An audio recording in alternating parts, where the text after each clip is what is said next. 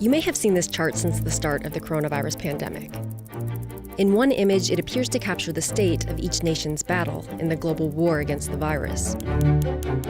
But like all data visualizations, its design tends to emphasize some things and hides others.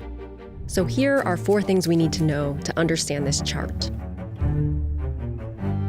First, this is not a chart of all coronavirus cases. It's only showing us confirmed cases. That means each line doesn't just reflect the state of the outbreak in a country, but also how aggressively that country is testing people for the virus. Take a look at Japan and South Korea earlier in the pandemic. Japan's outbreak looked pretty small in comparison. But the available data on testing shows us that South Korea had tested vastly more people than Japan did, even though their population is less than half as big. And now, as Japan slowly increases their testing, the outbreak there looks more worrying. It's a good reminder that we can't understand case data without some sense of the testing levels, and that's especially true for lower-income countries where we know their testing capacity is limited. The second thing to know is that the scale for the y-axis on this chart is a bit different from most charts. It's called a logarithmic or log scale. On a typical linear scale, you divide the space by adding the same value over and over. The log scale is made by multiplying a value, in this case 10. 100 times 10 is 1,000, times 10 is 10,000, times 10 is 100,000. That means that there's no fixed amount of space on this chart for a certain number of cases.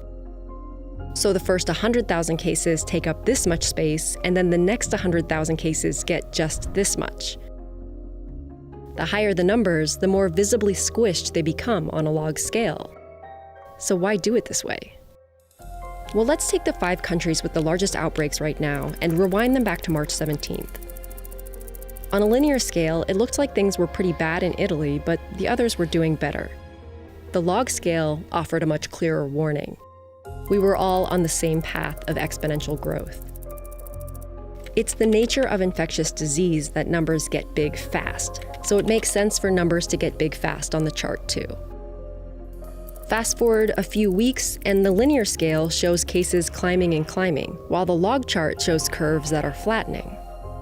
As governments have implemented lockdowns and social distancing, the virus is spreading at a slower rate than before, which isn't very visible on the linear scale.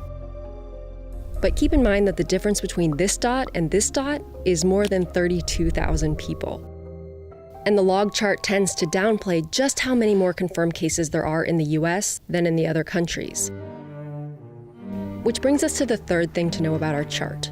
It doesn't account for population size.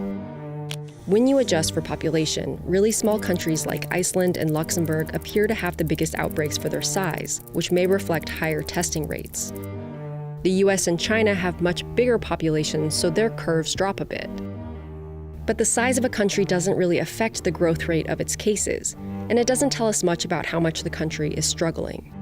It just pushes smaller countries up on the chart and tends to hide the fact that the outbreak is especially bad in certain regions of bigger countries, like the state of New York. And the last thing to know about our chart is that the x-axis doesn't plot time by the date, but by the number of days since the country recorded 100 confirmed cases. For Italy, that was February 24th, for Turkey, March 19th. When they're all layered on top of each other, it allows us to compare the trajectory of the outbreaks. But it tends to obscure the fact that the pandemic hit some countries before it hit others. The world watched as tens of thousands of cases appeared in China. Then big outbreaks in South Korea, Italy, and Iran sent a message about what was to come. 2 weeks after South Korea reported its 100th case, the United States did the same. In a situation where actions taken early can have a much bigger impact than actions taken later, time is a crucial factor.